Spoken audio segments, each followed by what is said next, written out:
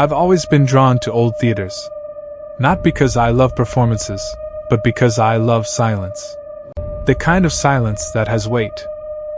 The Grand Regal in my hometown had been abandoned since 1987, and when I was 17, I decided to break in. Just to sit in the dark and feel the dust settle around me. I found a loose board on the side fire exit. The air inside tasted like rust and old velvet. My flashlight barely cut through the black. The seats were still there, hundreds of them, all torn and leaning forward as if they were still watching something. I walked down the aisle toward the stage. The floorboards groaned under each step, but it was a friendly groan. Familiar. I sat in the front row center. Put my feet up on the stage edge. For a while, nothing happened. Just the drip of a leaky pipe somewhere in the ceiling. I checked my phone, 2:47 a.m. I decided to stay until 3, then leave. At 2:58 I heard a sound. Not from the stage. From above. The old curtain, heavy and moth-eaten, began to move. Not sway, rise. It was going up. The ropes and pulleys in the fly system were turning on their own. I could hear the wood grinding against wood. I stood up. My flashlight shook. The curtain stopped halfway. The stage was empty. No props, no furniture, just dusty boards and a single broken spotlight hanging crooked. I laughed nervously. "Old building," I whispered. "Settling." Then the spotlight turned on. Not the broken one. A different one, from the back of the theater, the projection booth. A perfect white circle hit the center of the stage. And inside that circle, a shadow appeared. Not cast by anything. Just there. A human shape, but flat, two-dimensional, like a paper cutout. It had no face, but it turned toward me. I ran. I threw myself at the fire exit. The door was gone. In its place was a wall of red velvet, same as the curtain. I pushed. It was solid. Behind me, I heard footsteps on the stage. Not heavy, soft. Deliberate. The shadow had stepped off the stage and was walking down the aisle. Each step brought it closer.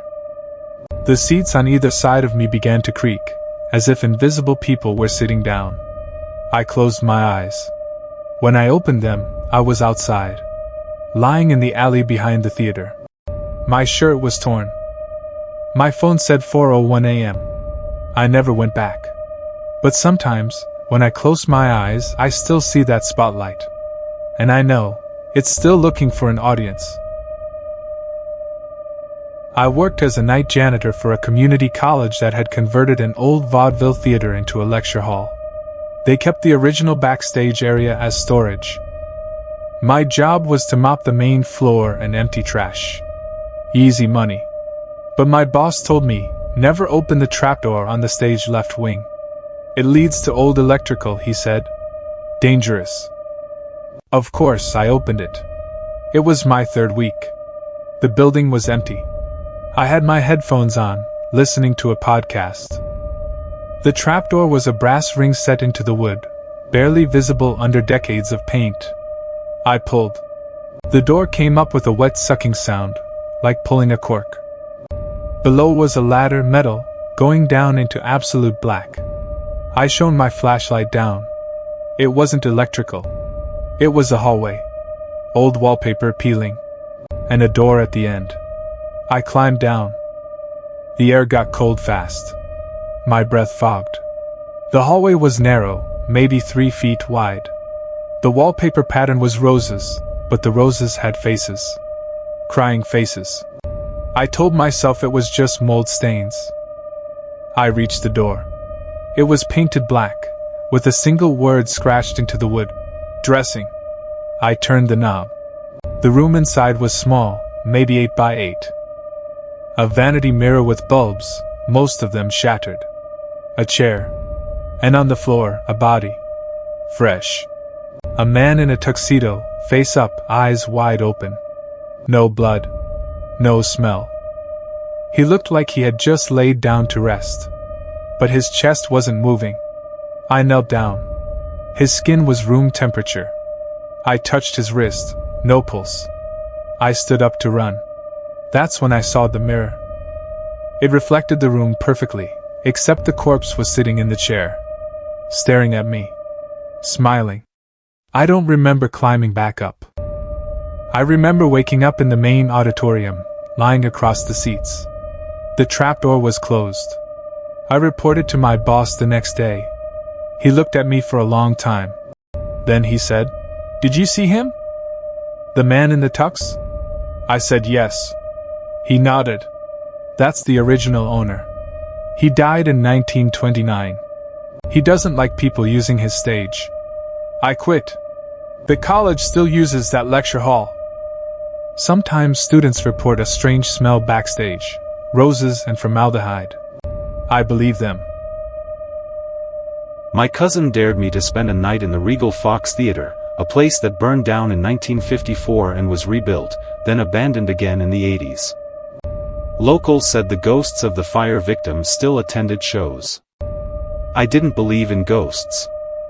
I brought a sleeping bag, a lantern, and a bottle of water. I set up on the stage itself. Felt safer there, open space, no hiding spots. Around midnight, I heard something. Not from the audience. From the balcony. Soft, rhythmic. Clapping. Very slow. One clap every 3 seconds. I stood up, lantern held high.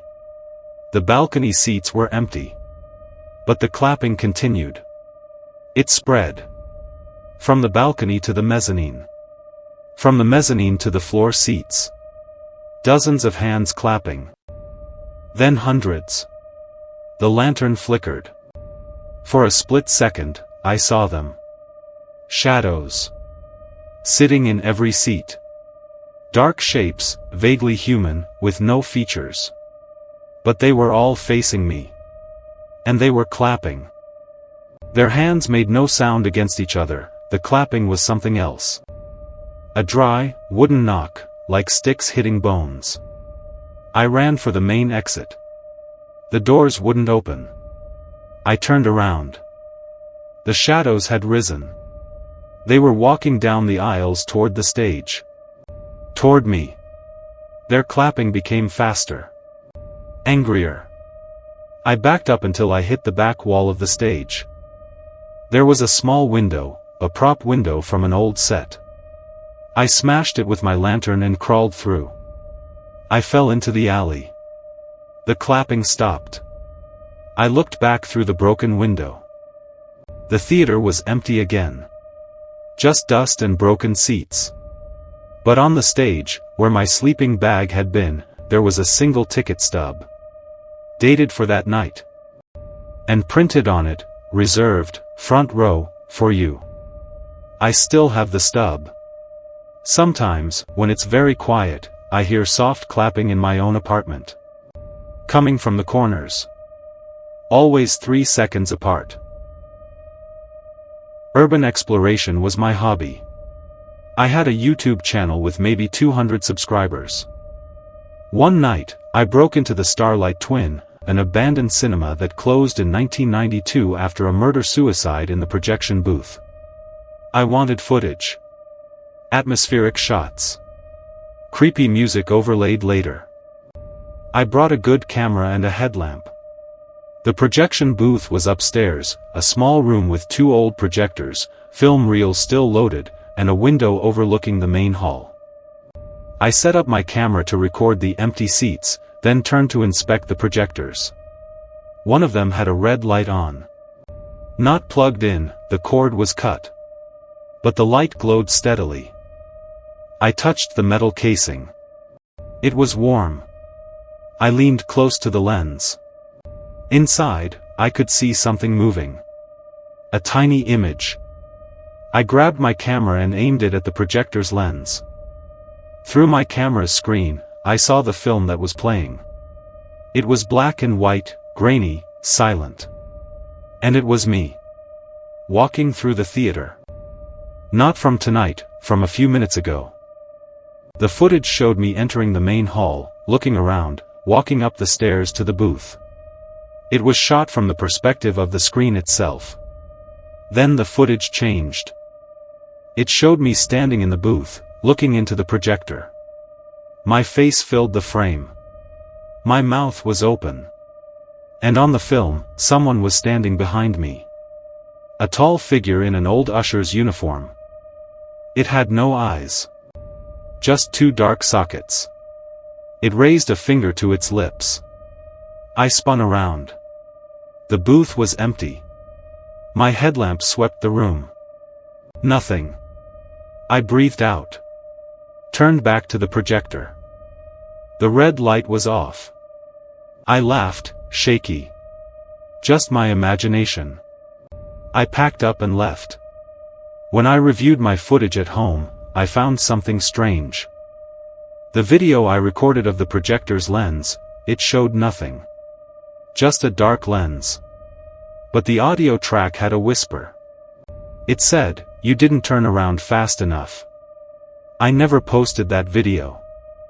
Sometimes, when I watch old movies, I see a face in the background grain.